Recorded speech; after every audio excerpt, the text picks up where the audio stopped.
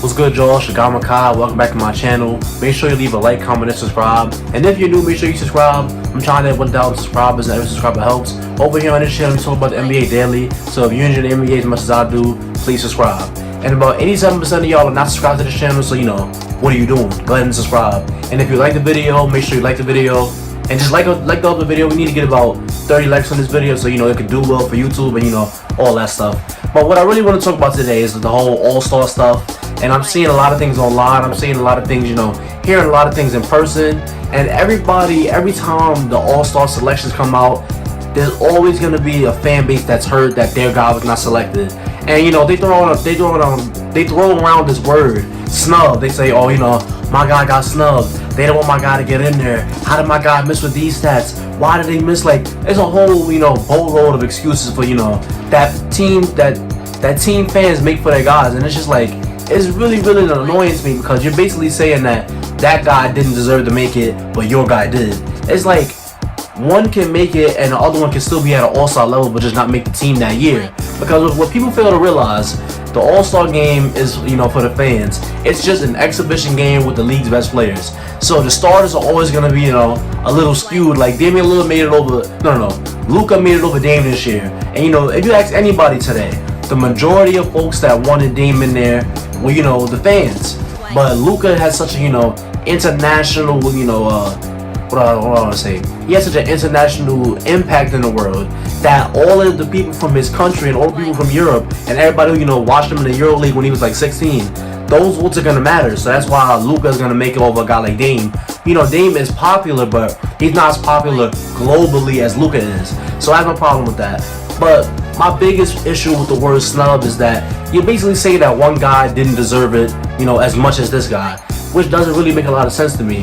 And I just want to start with a guy in the thumbnail, Trae Young. Trae Young this year, he had a marvelous season. 29 points and 9.5 assists, 10 assists on 60% true shooting. Amazing offensive player. Amazing offensive player. Offense. What about defense? If I'm not mistaken, I thought offensive defense was both parts of basketball. You don't just score the ball and you just go sit down. It's not the NFL. Basketball is about defense as well. Offense is more important, I agree, but defense is pretty important too. We've never seen a team with a bad defense win a championship.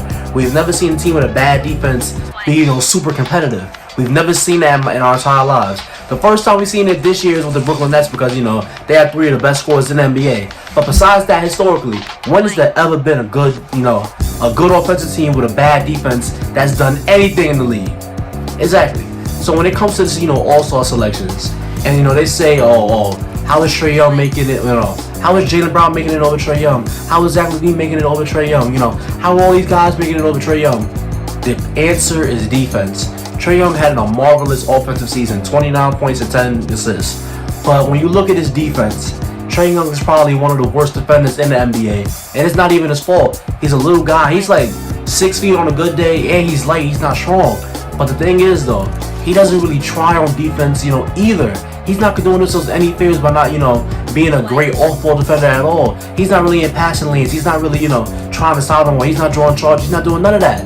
At least Steph Curry. Let's look at Steph Curry, for example. Steph Curry is, 6'3". Steph Curry is, a light guy, but he gives effort on defense, and he has defensive IQ. He tries his best on defense, and that's made him passable for, this Warriors team. So he even have, a level of success with him playing defense at the point guard position. But it's just if Trae Young is not playing defense and Jaylen Brown is, while Jaylen Brown is averaging 25 points per game, or I think around the same efficiency that Trae Young is, with less assists, how does that equal Trae Young deserving it more than Jaylen Brown? Now, people don't get it confused. Just because one guy made it doesn't mean the other guy did not deserve to make it. It just means that he just did not make it, this year. I wouldn't have been mad if they would have chosen, Trae Young over one of these guys. If they would have picked Trae Young over Ben Simmons, you wouldn't have heard any complaints from me. I would have understood. But on the other hand, you have to understand the other perspective of it, though. Ben Simmons is, probably a top 3 defender in the NBA. Ben Simmons is a 1 through 5 defender, and then on top of that, he can play offense. Here comes the crowd, oh, Ben Simmons can't shoot. He has no jump shot. He holds his team back, yada, yada, yada. Ben Simmons can't shoot, but he damn sure can get to the rim. He damn sure can get those, those layups, those dunks, those post-ups, whatever he wants to do. We saw him, go against Utah, one of the best defenses in the NBA. He had like 42 points. It's clear that when Ben Simmons is aggressive and when Ben Simmons is, playing aggressively, like I just said, when he's aggressive and playing like we know he can play, he can score, he can get to the rim, he can take the most efficient shots ever. And he's doing this on a 20% usage rate. When you look at Trae Young's usage rate, he has a 30% usage rate. That's super duper high. That's more than Jaylen Brown or Ben Simmons. So for them to have the impact that they have with a lesser usage rate is argument enough for them being in over Trae Young. Now, Trae Young could have gotten in, I would have been fine with that. Over Ben Simmons, I would have been fine with that, but to complain about Trae Young not getting in and then just to completely ignore defense because it doesn't support your argument, it don't make a lot of sense to me. And let's look at the West. Donovan Mitchell, no, not Donovan Mitchell. Devin Booker. People were crying the day that he did not get an All-Star game. People were like, oh, how did Devin Booker not get in? He's averaging, 26 points with good efficiency. The Suns are so good this year. How did he not get in? If you want Devin Booker to make it over, let's say, who was in the West? If you want Devin Booker to make the All-Star team, make the All-Star starters, no, not starters. If you want to make it over Donovan Mitchell, over Chris Paul, or make it over Damian Lillard, then by all means go ahead and do that. But I don't think he's having a better season than any of those guys. Somebody's gonna say, oh, but Devin Booker is scoring so great. But Damian Lillard is the better scorer. And then who else made it? Donovan Mitchell, he's on the number one team in the West. So, winning does play a part in it, I'm sure, because, the coaches around the league vote for the All-Star reserves. So I'm really looking at these teams like, who's, winning a lot of games, who's really having a big impact on these games.